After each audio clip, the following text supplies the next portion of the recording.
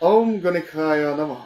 নমস্কাৰ প্ৰিয় শ্ৰোতা দৰ্শক সকলোৰে প্ৰত্যেকটো দিন সুন্দৰ হওক, মনে বিচৰা আশা আকাংক্ষাবোৰে আপোনালোকৰ পূৰ্ণতা লাভ কৰক, এয়া প্ৰাৰ্থনা মা ভগৱতী মা কামাখ্যাৰ শ্ৰী চৰণত অজস্ৰ প্ৰণিপাত যাচিছো। নিশ্চয়কৈ এই মা আদি শক্তি দেৱী দুৰ্গাৰ স্বৰূপিনী মা কামাখ্যাৰ চৰণত এই প্ৰণিপাত সদায় ৰাখো। প্ৰত্যেকৰে শুভ হওক, প্ৰত্যেকৰে মংগলময় হওক, সকলোৰে হওক।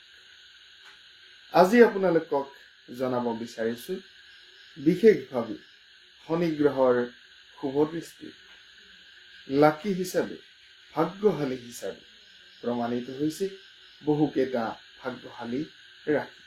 এই ৰাশি বিশেষ ভাগ্যশালী ৰাশি বুলি এইকাৰণেই কৈছো, মীন ৰাশিত বহুদিনৰ পিছত বক্ৰী অৱস্থালৈ আহিব শনিদেৱ।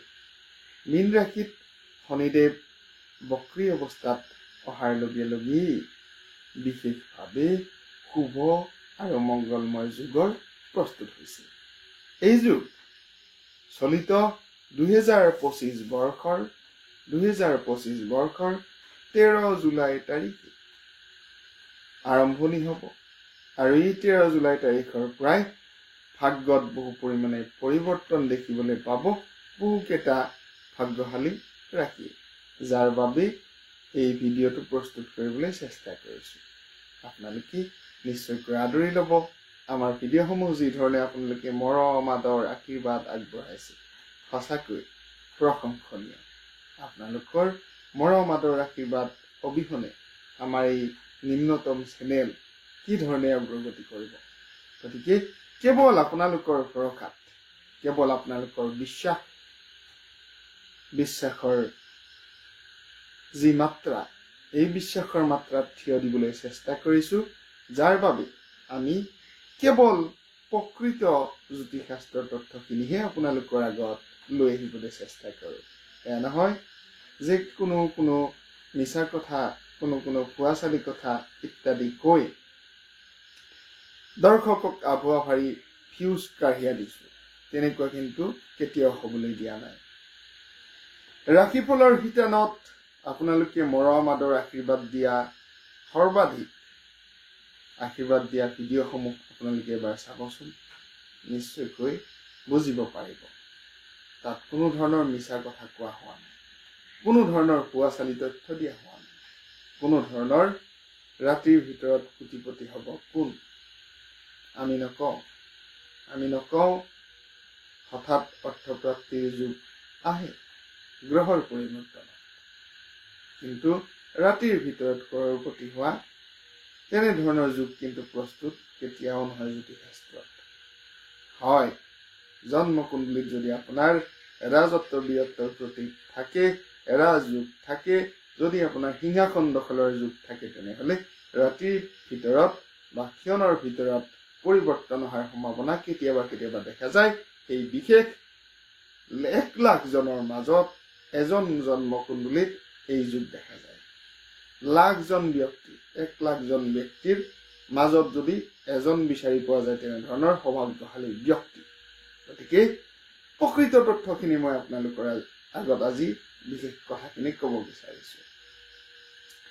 আপোনালোকে ভিডিঅ' চাই বিভিন্ন প্ৰকাৰে ভিডিঅ' পায়। আজিৰ সময়তো অসমত হাজাৰটা এনেধৰণৰ চেনেল পাব। মোৰ তুলনাত, আমাৰ KMS এষ্ট্ৰলজিৰ তুলনাত তেওঁলোকৰ চেনেল কিন্তু যথেষ্ট বিশাল, যথেষ্ট বহল আৰু বহু লোকে ছাবস্ক্ৰাইব কৰা, নিশ্চয়কৈ নিযুত লোকে ছাবস্ক্ৰাইব কৰা চেনেল। বিশ্বাসযোগ্যতা আপোনালোকৰ ওপৰত এৰিছো, আপোনালোকে বিচাৰ কৰিব। জানহওক, মূল কথা লৈ আহিছো। বাহিৰৰ কথা বেছিকৈ কোৱা হয় বুলি আপোনালোকৰ কমপ্লেইনটোতো আছে। জানহওক, আহোঁ বিশেষ ৰাশিফললৈ। জনাব বিচাৰিছো, জ্যোতিষশাস্ত্ৰৰ গণনা অনুযায়ী মীন ৰাশিত যিহেতু বক্ৰী অৱস্থাত আহিব শনি গ্ৰহ, যাৰ বাবেই বিশেষ সৌভাগ্যশালী ৰাশিৰ উন্নতি আহিব। শনি সাধাৰণতে এনেধৰণৰ এটা গ্ৰহ, যি গ্ৰহে আপোনাক কৰ্মৰ ফল দিব পাৰে। ভাল কৰ্মৰ ভাল ফলাফল, বেয়া কৰ্মৰ বেয়া ফলাফল। পৰিত্ৰাণ কিন্তু ইয়াৰ পৰা অতি সহজে পোৱা নাযায়। শনি গ্ৰহৰ প্ৰতিকাৰ কৰিবলৈ হলে আপোনালোকে মিঠাতেলৰ চাকি, সৰিয়হৰ তেলৰ চাকি দিব পাৰে আহঁতৰ তলত সন্ধিয়া শনিবাৰে। আনফালে তিল তেলৰ চাকিও অৰ্পণ কৰিব পাৰে। দিব পাৰে তিলৰ লাডুৰ ভোগ। শনিদেৱ অতি সোনকালে প্ৰসন্ন হয়। যদি আপোনাৰ চাৰে ছাতি ঢেইয়া বা শনিৰ দশাত বিভিন্ন প্ৰকাৰে অসুবিধাত পৰিছে, তেনেহলে নীলম ৰত্ন ধাৰণ কৰিব পাৰে জ্যোতিষীৰ তথ্য অনুযায়ী বা জ্যোতিষীৰ পৰামৰ্শ অনুযায়ী। জ্যোতিষীৰ পৰামৰ্শ নোলোৱাকৈ শনি গ্ৰহৰ ৰত্ন ধাৰণ নকৰিব। ভালৰ সলনি কেতিয়াবা বেয়া ফলাফলো পাই যাব পাৰে। গতিকে জ্যোতিষীয়ে দিয়া তথ্যৰ ভিত্তিতে ধাৰণ কৰিব শনি গ্ৰহৰ ৰত্ন। মূল কথালৈ আহিছো। মেষ ৰাশিৰ জাতক জাতিকাসকল প্ৰথম ভাগ্যশালী ৰাশি। মেষ ৰাশিৰ জাতক জাতিকাসকলৰ দীৰ্ঘদিন ধৰি ৰৈ থকা কৰ্ম, আপোনালোকৰ দীৰ্ঘদিন ধৰি কৰিব নোৱাৰা কৰ্ম, দীৰ্ঘদিন ধৰি আপোনালোকে যদি দুৰ্ভোগত ভুগি আছিল, সেই দুৰ্ভোগৰ পৰাও পৰিত্ৰাণৰ উপায় আপোনালোকে নিশ্চয়কৈ পাব।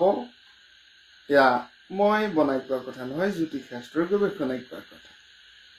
জানহক আইনী যদি মেৰ পেচত কোনো সোমাই আছিল, সেই আইনী মেৰ পেচৰ পৰাও পৰিত্ৰাণৰ উপায় পাব মেষ ৰাশি। চাকৰি প্ৰাপ্তিৰ যুগটো আছে। যোগ্য অনুযায়ী ভোগ্য ফল। আপুনি যদি ভাল কৰ্ম কৰে আৰু আপুনি যদি ভালদৰে ভাল কৰ্মত অগ্ৰসৰ হ'ব বিচাৰে, তেনেহলে ভাল ফলাফল নিশ্চয় পাব। ভাগ্যশালী ৰাশি 2 মিথুন ৰাশি। বহুজনে সুধি থাকে নহয়, আপোনাৰ ৰাশি কি? মই হলো নামৰ ফালৰ পৰা কৌস্তভমণি শৰ্মা ক। গতিকে মিথুন ৰাশি মোৰ ৰাশি। মিথুন ৰাশি মোৰ ৰাশি বুলি যে ৰাশিফল বনাই বনাই কৈ থাকিম তেনেধৰণৰ কথাও কিন্তু নহয়। প্ৰকৃত যি তথ্য আহিব, সেই তথ্যৰ ভিত্তিতে আমি ভিডিঅ'সমূহ প্ৰস্তুত কৰোঁ। মৰমৰ শ্ৰোতা দৰ্শকসকল, জানো আহক মিথুন ৰাশিৰ বিষয়ে। মিথুন ৰাশিৰ জাতক জাতিকাসকলৰ কিছুদিন ধৰি কিছু কিছু ক্ষেত্ৰত অসুবিধা যদি আপোনালোকৰ আছিল, সেই অসুবিধা নাইকিয়া হৈ যাব। বিভিন্ন ক্ষেত্ৰত অৰ্থনৈতিক, সামাজিক, পদ প্ৰতিষ্ঠামূলক, চাকৰিত, বিভিন্ন ক্ষেত্ৰত অসুবিধাৰ সামৰণি জুলাই মাহৰ পৰা। আৰু নতুন নতুন কৰ্মত আপোনালোকে হস্তক্ষেপ কৰিব পাৰিব। ভাল ফলাফল আহিব, উন্নতি আহিব, অগ্ৰগতি আহিব। মৰমৰ শিক্ষাৰ্থীসকলৰ বাবেও এক ভাল ফলাফল আছে। আনফালে কৰ্মজীৱনত, ব্যৱসায়ত বহু পৰিমাণে উন্নতি আহিব আৰু লাভান্বিত হ'ব পাৰিব। তৃতীয় ভাগ্যশালী ৰাশি কৰ্কট ৰাশি। কৰ্কট ৰাশিৰ জাতক জাতিকাসকলৰ বিনিয়োগৰ ক্ষেত্ৰত লাভান্বিত হ'ব পাৰিব। সামাজিক ক্ষেত্ৰত উন্নতি আহিব, চাকৰিৰ সম্ভাৱনাও দেখা যায়। বিশেষভাৱে আপোনালোকৰ উন্নতিৰ যুগ প্ৰশস্ত হৈছে আৰু সমৃদ্ধিৰ যুগ আহিছে। অৰ্থপ্ৰাপ্তি, ৰৈ থকা কৰ্ম আপোনালোকৰ দৌৰিবলৈ আৰম্ভণি কৰিব। বিভিন্ন ক্ষেত্ৰত আইনী মেৰ পেচত সোমাই থকা ব্যক্তিসকলেও মুক্তিৰ উপায় পাব। শান্তি, সম্প্ৰীতি, অগ্ৰগতিৰ বাতাবৰণ। কুম্ভ ৰাশিও তেনেধৰণে এক ভাগ্যশালী ৰাশি। কুম্ভ ৰাশিৰ জাতক জাতিকাসকলৰ উন্নতিৰ বতৰা আহিছে, অগ্ৰগতিৰ বতৰা আহিছে। কুম্ভ ৰাশিৰ জাতক জাতিকাসকলৰ অৰ্থনৈতিক উন্নতি আহিব, চাকৰি প্ৰাপ্তিৰ সম্ভাৱনা, ব্যৱসায়ত উন্নতি, উচ্চ শিক্ষা লাভৰ যুগ বিদ্যাৰ্থীসকলৰ বাবে আছে। আনফালে সামাজিক মান মৰ্যাদা, পদ প্ৰতিষ্ঠা লাভৰ যুগ প্ৰস্তুত হৈছে। গতিকে এক ভাল খবৰ বুলি ক'ব পাৰে। মীন ৰাশি অন্য এক ভাল ৰাশি, যি মীন ৰাশি বক্ৰী হ'ব। মীন ৰাশিতে শনি গ্ৰহ। এনে ক্ষেত্ৰত সফলতা আহিব মীন ৰাশি।